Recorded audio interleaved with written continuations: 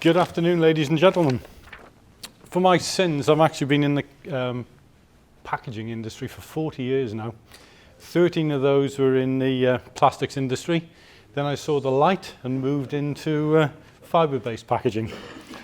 I've been in the position of General Manager of BPIF Cartons for 2.5 years. So just want to start off by giving you some facts and figures about the UK folding carton industry. Turnover is approximately £1 billion, just over. 70% of that goes into the food sector and 15% into pharma. So not wanting to tempt fate, hopefully sort of relatively recession proof. We convert 600,000 tonnes of board per annum and employ 7,000 people in the industry. So what do we actually do as a trade body? We're a special interest group, part of BPIF, who provide legal, HR and health and safety support for the UK print industry, which is a turnover of 14 billion, employs 112,000 people and represents 8,000 companies.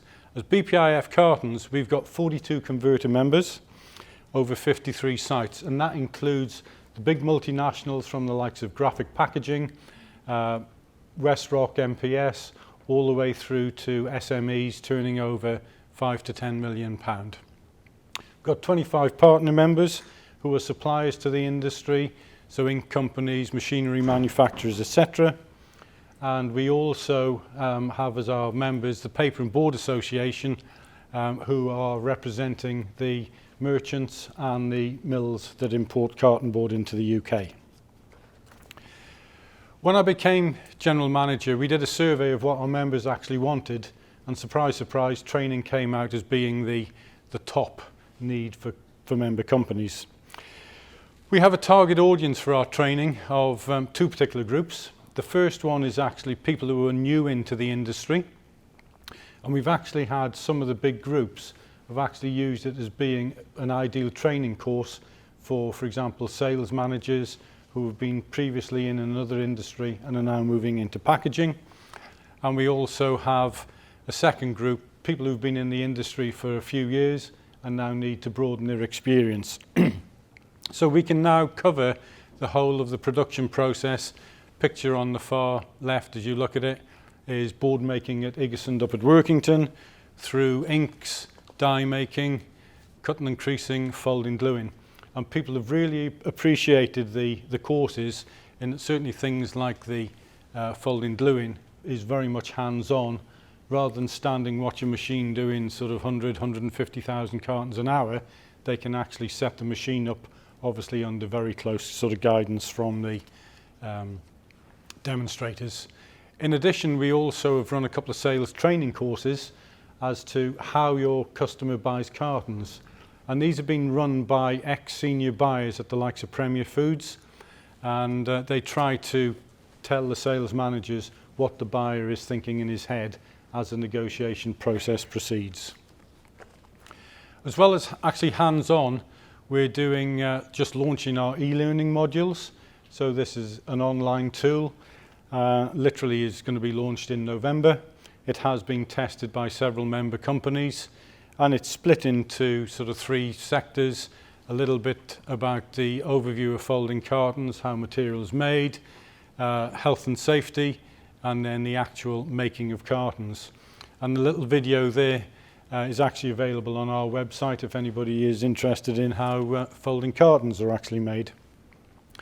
This is actually sort of quite useful as part of the induction process as well, in that when people take a module, they then have to answer a set of questions at the end, and assuming that they pass, you can then keep that on their personnel files. So there's no actual debate as to whether or not people have actually understood what they should be doing on site. Cartonville, again, www.cartonville.co.uk is the life cycle of a carton.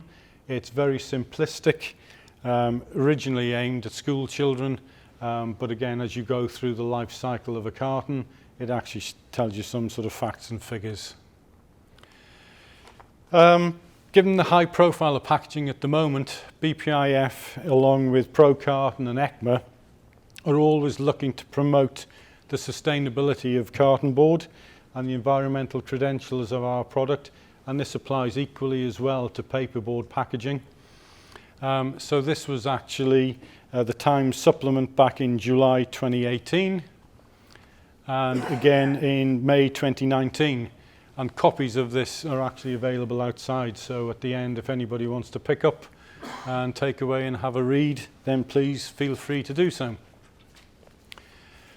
The grocer magazine is another target area that we have for our marketing, because obviously that's the area where people are actually doing the specifying, and the brand owners also read the mag as well. So we want to make sure that carton board is actually in their mind when they're specifying materials. Now Sean's going to talk about the notion of a new 3Rs. We've already expanded our 3Rs to be in 5Rs. So we've actually added recycle and replace to the initial 3 of reduce, reuse and renew. The recycle, for those who actually sort of can't read it at the back, says packaging won't harm our environment if it's recycled, and replace, choose sustainable materials rather than packaging that might harm the environment. Again, with Pro Carton, we actually publicise sort of consumer research, which on the face of it says that consumers are prepared to pay more for environmentally friendly packaging. Whether or not they actually do at the checkout is a debatable point. Lobbying has actually been key over the last sort of 12 months. Nobody's actually mentioned yet the 4 government consultations that were launched in the early part of the year. The biggest one, as far as everybody in this room is concerned, is probably around extended producer responsibility, which could add 9 times to the cost of the current sort of PRN system. So that could really hit everybody's pocket very hard over the coming years. As BPIF Cartons, we've been lobbying again on PRN prices. Again, I'm sure that's something close to everybody's heart, the way that they've gone up over the last 6 to 12 months and continue to go. But as I said earlier, you ain't seen anything yet. If the EPR goes through the way it's envisaged at the moment, that will really hurt an industry. Lobbying as well. Some of my colleagues in the room will all know about the CPI and their recyclability guidelines. And as BPIF Cartons, we're lobbying as hard as we can to bring, as we would see, a little bit of common sense to the whole process. I'll whip through that. We do actually produce a yearlet which shows a lot of marketing materials, and it actually shows the split of our industry in terms of what tonnages goes into various sectors. We're not all work and no play. We do actually do some social events, and you'll probably see that there's a common theme there: alcohol.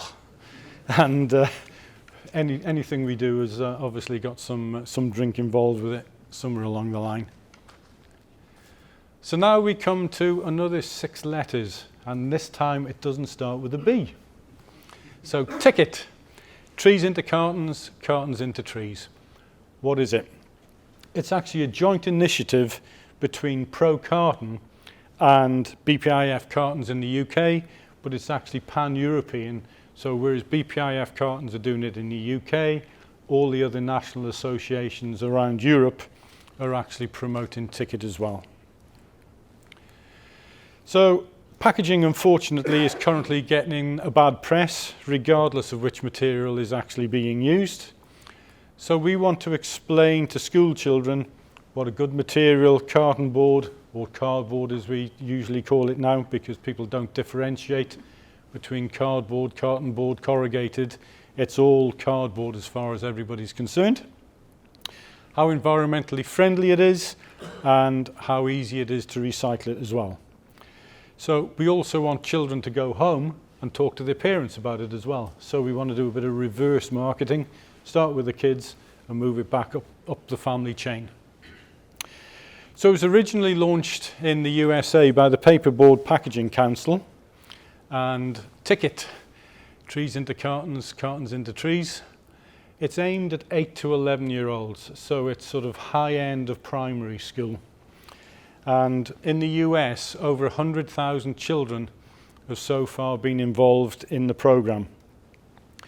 It's run by converters in association with the local schools, and the ideal way of doing this is where you have a parent who works for a converting company and who've got kids in the right age group, 8 to 11, to actually go in, say to the teacher that there's this scheme, and sort of, can we come into the school and present? And each converter actually needs to appoint an ambassador to effectively drive the process within their own company. So what do we actually do?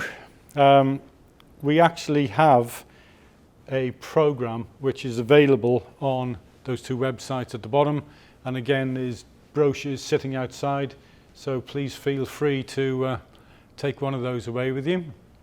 We actually make life easy, or as easy as possible, for the school to accommodate the program. So we will arrange everything. I'll show you a couple of slides next, which is part of the teaching pack. So the teacher, or even the person from the converter who's actually doing the presentation, don't have to think about, sort of what are they going to say. It's all there really for them. We organise the materials. We buy the sapling, which costs roughly £1 each.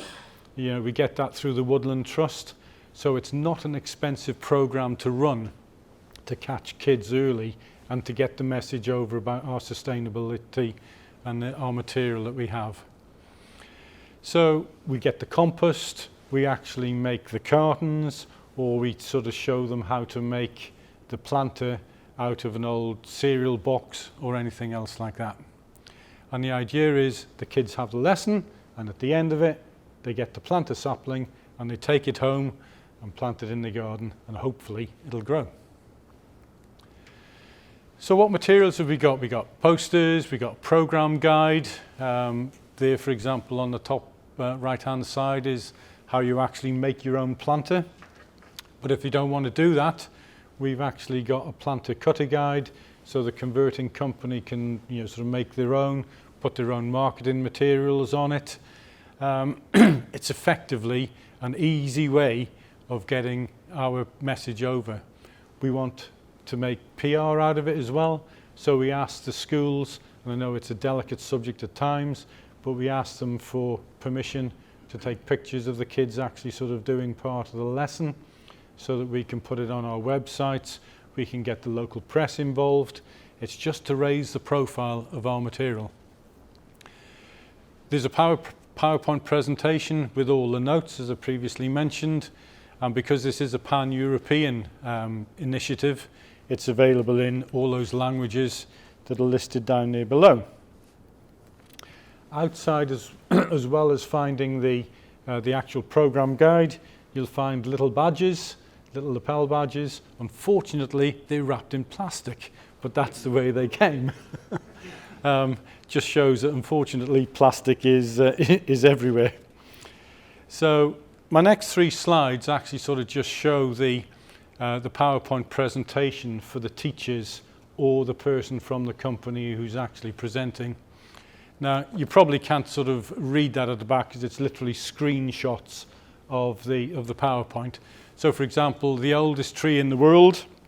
So it says, how old do you think some trees can live?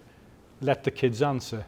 So it goes down as basic as that. Sort of you pose the question, let the kids answer. So, the age of the tree depends on the type of tree it is, but most can live as long as a human. And then it goes on saying that that particular tree there is 4,800 years old. So I think it might outlast everybody in this room. Then goes into photosynthesis, how do trees help us breathe. So this program again fits in to the general wider curriculum of science, materials, how we live our lives day in, day out. And we have to explode the myth that tropical rainforests are actually being used to chop down to actually sort of make carton board. Nothing is actually further from the truth, in that for every tree that is harvested, and we like to use the word harvested to sort of emphasize the fact that it's a crop and sort of renews, grows as time goes on. but people actually think, sort of we use this word chop down, and that is, sort of very negative as far as our industry is concerned. And the truth is, forests are actually growing by 1,500 football pitches a day. So what are the benefits of TICCIT? It teaches the young people about the environmental benefits of cartons. And whilst this is obviously being arranged by BPIF Cartons, again, I would encourage everybody in this room, it's all about paperboard packaging, fibre-based. The story that we're telling here is actually applies to every one of us sitting in this room. It builds the converters' relationship and standing within the local community, so that the kids, when they walk past that factory or your factory every morning, they actually know, they're making my cereal boxes or they're making my food packaging in there. It gives them a better idea as to what we do, and hopefully, as they get older, will attract them towards our industry, because I'm sure, like the carton industry, the corrugated industry struggles to actually get young people into the industry as trainees. It's low cost. A quid a sapling, you can actually do a whole year group with the compost and all the rest of it for just over £100. What incredible value in terms of marketing. Spend 100, you can get, sort of local PR coverage in your newspapers, websites, etc. And the kids and the teachers from the various sessions that have been run really enjoy the day. We do actually have a video, but for technical reasons we can't actually get it to work. But there's some kids, sort of scout groups. Whilst we're aiming at sort of school children, it can equally be done with, sort of out of school activities as well. And there's a couple of comments there. Great learning experience for all involved. I've never seen the kids so engaged, because they're involving themselves with compost, and it's a dirty, sort of, kids love getting dirty. They get their hands dirty, they get the compost under their fingernails, but they go home at the end of the day with a sapling to plant in their garden. And what are we actually sort of trying to do for all our members is just to give a little bit of competitive advantage. Survival of the fittest. And again, hopefully everybody at the back can read the words. Thank you.